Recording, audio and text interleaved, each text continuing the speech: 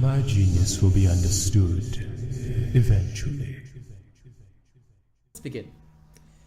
Ladies and gentlemen, tonight we have a completely different story, and thankfully today I'm not in my clown mask, because I don't intend to creep you out. Instead, you shall just see the mysterious Asian guy reading for you from the shadows. Also, I think I look really cool. Anyway, this is called Strange Accounts from My Childhood Home.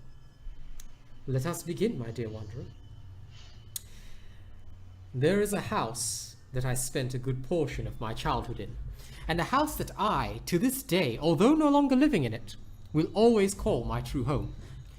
I have many fond childhood memories in that house, and it's where our family lived the longest. Now, what I'm about to describe to you are all real events experienced in this house by me and the rest of my family. These are true accounts, and they are not exaggerated in any way. My dear wanderer, would you care to begin? We've always known that house was haunted. Not to the point of being insane and deadly, like you see in the movies, but plenty of unnerving things had happened there.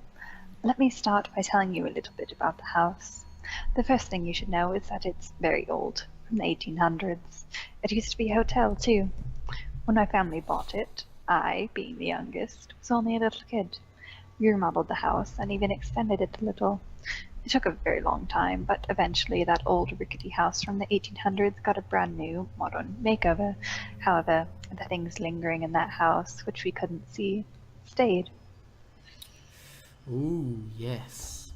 Now, at first it started out with smaller things. My older brother would occasionally be falling asleep in his room upstairs, which is always cold, and someone would blow in his ear. He would open his eyes and look, but of course there was nobody there. Now, we've always known that the house was haunted. And we were told by a few different people that a cranky old woman used to live there, who would sit out rocking in her rocking chair on the balcony, which we removed, of course, yelling at people who would walk by. Sounds very, very typical, doesn't it? But that is not the end of it. There was one night which one of my older sisters was sleeping on the couch in the living room, and she started hearing a creaking sound. She described it as wood, creaking rhythmically, coming from the spot just outside one of the upstairs windows, which used to be a door that led out to the balcony that no longer exists. Then, one time, when I was little, being all adventurous like I was, I took a digital camera to the furnished attic at night, where it was quiet and pitch black. I made my way into the middle of the room, held up the camera, and started snapping pictures. I could only see what I was taking pictures of when the camera would flash, and then afterwards, when I looked at the taken picture on the digital screen, I eventually saw in one of the pictures I had taken when I was facing a wall, a small black spot in the middle of the screen. I took another picture, pointing the same way, and saw that the spot was still there, but had grown. To me, it looked like some sort of portal to nothingness, a small void of blackness in the room, something that sucked up all the light of the flash and didn't reflect any back. As I took more and more pictures of it, it got bigger and bigger, until it was almost covering the entire camera lens, just blackness. It then occurred to me that rather than growing, this black mass actually seemed to be getting closer and closer to the camera lens. I don't remember anything much past that point. I must have ran downstairs. That is when things started getting more physical. I was once in the shower when the water suddenly got cold, and I looked back to find that the knob had turned significantly behind my back. At night, when alone, we began to hear loud footsteps above us.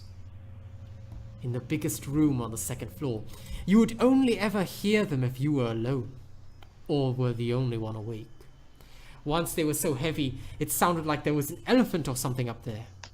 And the ceiling creaked so loudly that I half expected it to give way. My sisters shared that room for a long time. Eventually, one of them moved out. Only one remained in it, and when she was walking around up there, you could hear her footsteps clearly. The only problem was, I would also hear those footsteps walking around when she wasn't home. Sometimes I was home alone.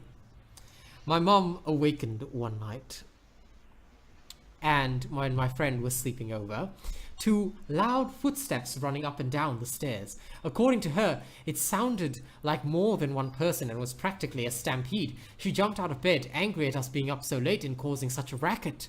She opened her bedroom door into the room where you can see the bottom of the stairs, but there was only dead silence and darkness. Everything was still, so she thought we must have run upstairs and she had just missed us.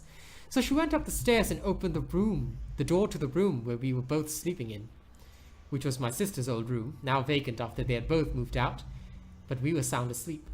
She thought maybe we were faking it and inspected us closer and realized that no, we were clearly out cold and had been that way for quite some time. She mentioned all of this to us the next day, maybe still wanting to think that it was us, but of course we had no idea what she was talking about. Then, one night, just as I was about to fall asleep, I heard a man's voice, right in my face, whisper the word, "Bang!" It pulled me out of my sleep, making my eyes shoot open and look around the dark room to find nothing. After a minute still being tired, I brushed it off and closed my eyes again. I started to drift back to sleep when the voice once again quietly whispered, "Bang!" in my face. I opened my eyes again to once again find nothing. This happened a total of 3 times before I was finally able to fall asleep. So many things happen in that house, but after so many years of constant activity, you get used to it, and things that used to frighten you begin to simply annoy you. Sometimes if you were alone and there was a persistent noise being made where no other person was, like the squeezing and popping sound of plastic bottles in the kitchen, you could simply look in that direction and say, "Stop it." And sometimes it would stop. We were eventually able to get the things that were dwelling in the house out, and the activity, after years of persistence, stopped altogether. As I said earlier, I still consider that house my one and only true home, and I always will. I spent years growing up there as a child with my family and 2 of my closest friends, as well as family friends. Despite the occasional paranormal activity, I have many good memories of that place. It is where my mind will always wander back to whenever I think of home. Now that was a bit of a softer pasta than usual, but we hope you still enjoyed it, of course. And if you have had anything weird happen in your house, tell us about it, and maybe we'll read your story next.